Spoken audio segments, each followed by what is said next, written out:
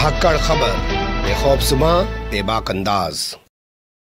धाकड़ खबर के न्यूज़रूम से मैं आपके साथ हूं। अकरम रईस खान खुद को साधु होने का दावा करते हुए उत्तर प्रदेश के शीर्ष सत्ता पर बैठे व्यक्ति नफरत फैलाने के अलावा कुछ करते हुए नहीं दिखाई देते हैं। साफ बोलते हैं कि मैं ईद की मुबारकबाद नहीं दूंगा, मैं सिर्फ दीपावली की मुबारकबाद दूंगा। मैं इलाहाबाद का नाम इलाहाबाद नहीं रहने दूंगा, क्योंकि इससे लगता है कि जैसे मुसलमानों द्वारा बसाया हुआ शहर है, मैं इसका नाम बदलकर प्रयागराज कर दूंगा। लेकिन फिर भी ज़मीनी सतह पर अगर आप उत्तर प्रदेश में जाएंगे तो आपको ऐसी तस्वीरें नजर आएंगी जो इस नफरती राजनीति के मुंह पर एक करारा तमाचा लगाती हैं। लेकिन फिर भी क्या करें, नफरती राजनीति को पता है। जैसे आपने घातक फिल्म देखी है सनी देओल की, उस सनी देओल की फिल्म में कुल मिलाकर ये है कि अगर खौफ खत्म हो जाएगा कातिया का, तो कातिया जिंदा कैसे रहेगा।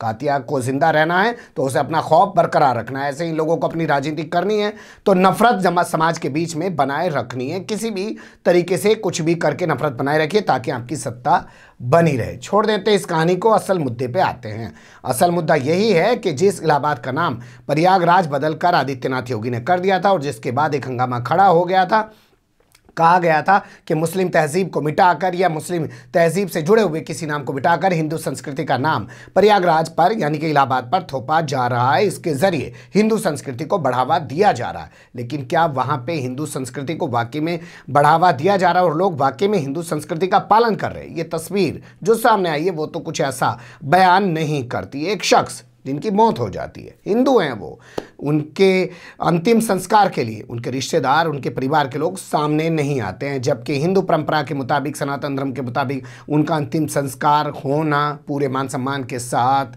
बेहद ज़रूरी है। पूरे कर्मकांड के साथ होना बेहद ज़रूरी है, तभी उनको मोक्ष, तभी उनको शांति प्राप्त होगी। तो नाम बदलने से क्या लोगों के अंदर वो संस्कृति पैदा हो गई? कोई पूछे आदित्यनाथ योगी से। लेकिन छोड़िए इस कहानी को, भी मुद्दे पे आ जाते हैं असल पे। तो मृतक का नाम जान लीजिए। सबसे पहले हेम सिंह है। प्रयागराज का एक जयंतीपुर थाना पड़ता है और वहाँ की प्रीतम नगर एक कॉलोनी पड़ती है, वहाँ पर वो अकेले रहा करते थे। 19 अप्रैल की बात बताई जा रही है। उनको कोरोना पॉजिटिव हुआ। उन्होंने अपने दोस्त को जो इटावा में रहते हैं चौधरी सिराज अहमद को फ़ोन किया। सिराज अहमद ने उनको कहा कि वो सिविल लाइन इलाके के अंदर फलाह हॉस्पिटल में चले जाएं। वो फलाह हॉस्पिटल चले गए। वहाँ जाने के बाद डॉक्टर ने कहा 2 लाख रुपये जमा कराओ। तो चौधरी सिराज अहमद ने, जो दोस्त हैं हेम सिंह के, उन्होंने ऑनलाइन 2 लाख रुपये की पेमेंट जमा करवा दी। इसके बाद 23 अप्रैल को यानी कि जुमे का दिन था, सिराज अहमद को फ़ोन आया अस्पताल से कि प्रेम सिंह की हालत ज़्यादा ख़राब है। ये फ़ोन उस वक़्त सिराज अहमद को आया जब वो अपनी बड़ी बहन की सास की मौत हो गई थी, उसके जनाजे में शामिल होने के लिए आगरा जा रहे थे अपने भाई के साथ। रास्ते से ही उन्होंने अपना रास्ता अलग कर लिया। उन्होंने इलाहाबाद की तरफ यानी कि प्रयागराज की तरफ चलना शुरू कर दिया और अपने बड़े भाई को कहा कि वो आगरा चले जाएं बड़े बहन की सास के जनाजे में शामिल होने के लिए। लेकिन 400 किलोमीटर का लंबा सफ़र था। लंबा सफ़र तय करने के बाद जब वो पहुँचे तो खबर ये मिली कि हेम सिंह अब इस दुनिया में नहीं रहे हैं। उसके बाद उन्होंने बताया कि करीब 20 रिश्तेदारों को फ़ोन किया, लेकिन किसी भी रिश्तेदार ने आने से साफ इनकार कर दिया। कोरोना से मौत हुई है, कौन आए भाई, कौन मुसीबत गले डाले। जिसके बाद इन्होंने एक एम्बुलेंस ली और एम्बुलेंस लेने के बाद फाफा मऊ घाट पे चले गए इनकी डेड बॉडी को लेकर। वहाँ पर इन्होंने एम्बुलेंस वालों को थोड़ा बहुत पैसा दिया, उन्हें वहाँ रोके रखा, उनके ज़रिए चिता तैयार कराई और उसके बाद खुद मुखाग्नि दी। सोचिए, जहाँ लोग छोड़ के चले गए रिश्तेदार, तमाम हिंदू परंपराओं का उन्हें कोई ख्याल नहीं रहा, सनातन परंपराओं का उन्हें कोई ख्याल नहीं रहा, और वो भी कहाँ? प्रयागराज में, इलाहाबाद जिसका नाम पहले हुआ करता था। वहाँ पर एक मुस्लिम दोस्त जो इटावा से करीब 400 किलोमीटर दूर से सफ़र तय कर गया, पहले 2 लाख रुपए खर्च करता है अपने बीमार दोस्त के लिए और फिर बाद में खुद मुखाग्नि देता है अपने दोस्त को। ये खबर जिस तरीके से सामने आनी चाहिए थी नहीं आ पाई है।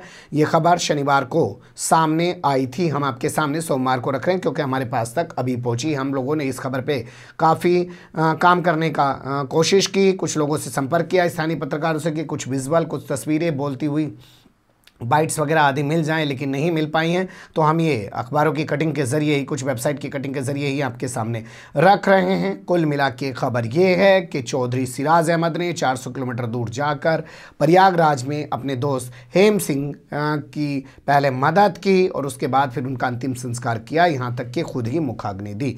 बताया जा रहा है कि हेम सिंह एक बड़ी शख्सियतों में शुमार किए जाते हैं। उन्होंने छोटी नदियां बचाने का एक अभियान शुरू कर रखा था, वो उस अभियान से जुटे हुए थे और जयंती नगर के प्रीतम नगर में वो वर्तमान समय में रहते थे। उनकी जो पत्नी हैं वो भी एक बड़ी शख्सियत रही हैं, बड़े परिवार से जुड़ी हुई हैं। बताया जा रहा है कि उत्तर प्रदेश के पूर्व डीजीपी रहे हैं, जो हैं उत्तर प्रदेश के पूर्व डीजीपी का मतलब समझ रहे ना, पुलिस का सबसे बड़ा मुखिया जो रहा है। यूपी के पूर्व डीजीपी रहे हैं आनंदलाल बनर्जी। उनकी जो बहन थी माला बनर्जी, उनसे हेम सिंह की शादी हुई थी, लेकिन 1.5 साल पहले माला बनर्जी की मौत हो चुकी है और उससे पहले इनकी इकलौती एक बेटी थी, उसकी भी मौत हो चुकी है, जिसके चलते ये इकलौते ही रह गए थे, अकेले ही ये प्रीतम नगर में रह रहे थे। बताया जा रहा है कि माला बनर्जी हाईकोर्ट के अंदर असिस्टेंट रजिस्ट्रार थी। ये तमाम खबरें इस तरीके से निकल के सामने आ रही है, लेकिन इसमें जानकारी बहुत सारी अभी भी अधूरी हैं। जैसे चौधरी सिराज अहमद का प्रोफाइल इसमें होना चाहिए, वो क्या करते हैं, कैसे उनकी दोस्ती हुई, कब इनके संपर्क में आए, कितने साल पुरानी दोस्ती है। भोपू मीडिया का दलाल चाटुकार दंगाई पत्रकार तो दिखाएंगे नहीं।